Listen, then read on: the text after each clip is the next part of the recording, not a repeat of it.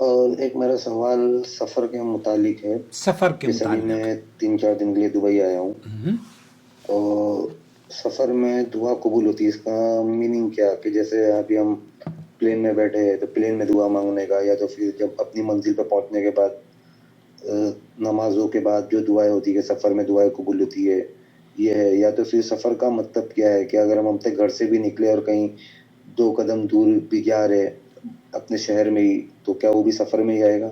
Please रहनुमाई फरमाइए। नहीं, यहाँ मैं आपको थोड़ी सी वजाहत करूँगा दोस्त।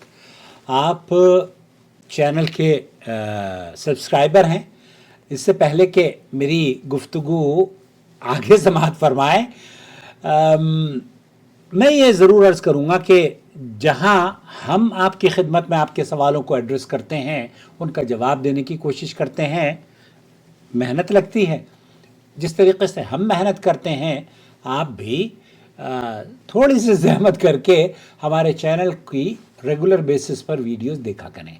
जब आप वीडियोस देखेंगे तो हमारे ताल्लुकात में बेहतरी पैदा होगी और मुझे भी बड़ी राहत मिलेगी। जैसे आपने कहा कि हम आपसे बहुत चीज़ें सीखते हैं, जैसे आप मुझसे सीखते हैं ना, यकीन जानिए जब आपके सवाल आते हैं तो मैं कोशिश करता हूं कि मैं उनका सही जवाब आप तक पहुंचा दूं। सऊदी अरब के उलमा के फतावजात जब मैं चेक कर रहा होता हूं तो मुझे भी बहुत कुछ सीखने को मिलता है। तो ऐसा ही नहीं कि सिर्फ आप ही सीखते हैं, बल्कि मैं भी सीखता हूं आपसे। यकीन जानिए आपके सवालों से मुझे भी बहुत तशफ़ी मिलती है। आपके सवालों से जहां आपको राहत मिलेगी वहां मुझे भी राहत मिलती है।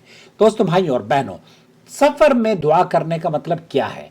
आप अपनी हिफाजत के लिए, आसानी के लिए, रहनुमाई और कामयाबी के लिए अल्लाह से इल्तिजा करना, मुश्किलात, थकन या ख़तरे के वक्त अल्लाह पर तवक्कल का इजहार करना, अपनी दुनियावी मंजिल के साथ साथ आखिरत की मंजिल को भी याद रखना और मंजिल मकसूद तक पहुंचने के लिए उसमें आसानियां हों, अल्लाह से ये दुआ करना। जब सफ़र की बात की जाती है ना, तो अहले इल्म ने उस सफ़र को, जब आप अपने ही शहर में घूम रहे होते हैं, पहली बात तो ये कि दुआ करने में आप अपने घर में हो, घर से बाहर निकलें या दुनिया भर को घूमते फिरें, दुआ आप कभी भी मांग सकते हैं।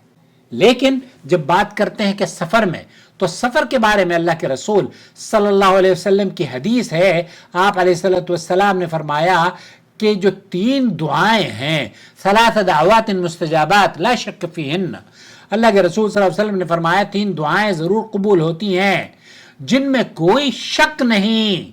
अब ये अल्लाह के रसूल सल्लल्लाहु अलैहि वसल्लम की 3 दुआओं की बशारत और खुशखबरी है कि ये 3 दुआएं कबूल होती हैं। अच्छा, पहली दुआ अल्लाह के रसूल सल्लल्लाहु अलैहि वसल्लम ने फरमाया कि जब इंसान सलात दावत मुस्तजबात ला शक फीहिन्न दावतुल मज़लूम, जिनमें कोई शक नहीं, मजलूम की दुआ, जिस पर जुल्म किया जा रहा है उस मजलूम की दुआ, फिर मुसाफिर की दुआ अल्लाह के रसूल ने फरमाया वो दावतुल मुसाफिर, और फिर तीसरा आप अलैहिस्सलातु वस्सलाम ने फरमाया वो दावतुल वालिद अला वलदिही, और वालिद की दुआ अपने बेटे के लिए या अपने बच्चों के लिए। दोस्तों, भाइयों और बहनों, इस हदीस से हमें यह पता चलता है कि मुसाफिर की दुआ कबूल की जाती है, और सफ़र वो होता है जिसके लिए आप अपने शहर से बाहर निकलें और रख्ते सफ़र बांधें।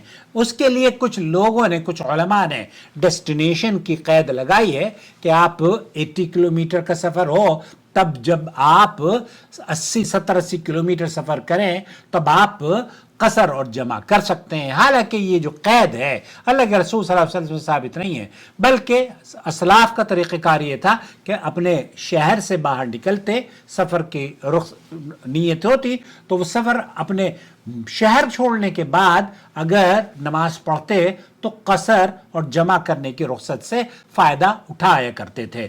तो सफ़र, इसका मतलब यह होता है कि अगर आप शहर में घूम रहे हैं तो मना नहीं है कि आप दुआ नहीं कर सकते, अलबत्ता यह है कि उसको सफ़र नहीं कहा जाएगा। इसका मतलब यह भी नहीं है कि आप दुआ नहीं करेंगे। हमारे एक दोस्त हैं इरफान भाई, उन्होंने जब वो दुआ पढ़ रहे थे गाड़ी चलाते वक्त तो कहा कि क्या ये सफ़र है? تو شیخ صاحب نے کہا کہ نہیں یہ سفر تو نہیں ہے لیکن گاڑی پر بیٹھنے کے لیے ہم نے دعا کی ہے اللہ رب العالمین ہمیں منزل مقصود تک پہنچنے میں آسانی فرما دے. اور اللہ کے رسول صلی اللہ علیہ وسلم جب سفر کرتے تو آپ کی دعا ہوتی اللہ اکبر اللہ اکبر اللہ اکبر سبحان الذی سخر لنا هذا وما كنا له مقرنین وانا الى ربنا لمنقلبون. اللہ سے بڑا، اللہ سب سے بڑا ہے، اللہ اکبر 3 مرتبہ آپ علیہ السلام فرماتے. پھر فرماتے وہ ذات جس نے ہمارے لیے اس سواری کو مسخر کیا اور ہم اس پر قابو پانے والے نہ تھے اور ہم اپنے رب کی طرف لوٹ کر جانے والے ہیں. تو اللہ رب العالمین کے حکم سے یہ سواری ہمارے مسخر ہو گئی. اللہ کا ہم شکر ادا کرتے ہیں. وَإِنَّا إِلَىٰ رَبِّنَا لَمُنْقَلِبُونَ. اسی طریقے سے سفر کی آسانی کے لیے دعا اللہ کے رسول صلی اللہ علیہ وسلم مانگا کرتے تھے. صحیح مسلم میں اللہم ہون علینا سفرنا هذا واطوِ عنا بعدا اللہم انت الصاحب فی السفر والخلیفۃ فی الاہل. اے اللہ ہمارے اس سفر کو ہمارے لیے آسان بنا دے اور اس کی دوری کو ہمارے لیے سمیٹ دے. اے اللہ تو ہی سفر میں ہمارا ساتھی ہے اور گھر والوں میں ہمارے گھر والوں کا مہربان اور نگہبان ہے. اور اسی طریقے سے جب آپ واپس ہوں تو فرمائیں یا کہیں آئبون تائبون عابدون لربنا حامدون. ہم لوٹنے والے ہیں، توبہ کرنے والے ہیں، عبادت کرنے والے ہیں، اپنے رب کی حمد اور ثنا بیان کرنے والے ہیں. اسی طریقے سے آپ کو اگر کوئی پریشانی اور کوئی دشواری لاحق ہو جائے تو سفر میں آپ اس جگہ اپنے ہاتھ رکھ کر 3 مرتبہ بسم اللہ پڑھیے اور کہیے اعوذ بعزت اللہ وقدرتہ من شر ما اجد واحاذر.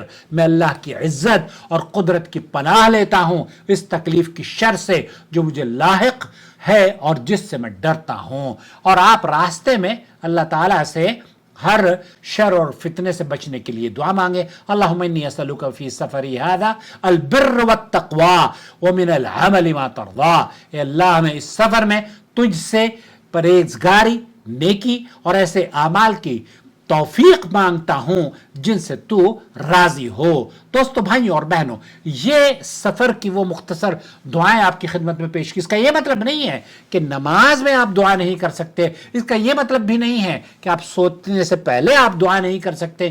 جو دعائیں آپ کرتے ہیں وہ آپ اپنے شہر میں بھی کر سکتے ہیں اور اپنے شہر سے باہر نکل کے بھی کر سکتے ہیں. البتہ اللہ کے رسول صلی اللہ علیہ وسلم نے فرمایا ہے کہ 3 دعائیں ایسی ہیں جو کہ اس میں کوئی شک اور شبہ نہیں جسے اللہ رب العالمین رد کرتا ہو اور قبول نہ کرتا ہو. اور ان میں سے جو دعا ہے وہ دعا ہے مسافر کی دعا.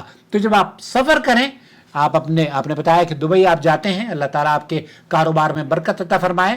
جب آپ دبئی گھوم رہے ہیں تو عمرے کے لیے بھی تشریف لائیں اور اس ممبر بن جائیں. جوائن ممبرشپ کے ذریعے ہمارے چینل کو سپورٹ کریں تاکہ اس چینل کی نشریات میں آپ کا بھی صدقہ جاریہ میں آپ شریک رہیں. اپنا بہت خیال رکھیں اور ویڈیو کو دیکھنے کے بعد دوسروں کے ساتھ شیئر بھی کریں. والسلام علیکم ورحمۃ اللہ وبرکاتہ. امید ہے کہ وضاحت ہو گئی ہوگی. الواجب على علماء الحق أن يتقوا الله وأن يعلموا الناس وأن يرشدوا الناس من طريق الإذاعة، من طريق الكتابة والصحافة، من طريق التلفاز، يعلموا الناس دينهم.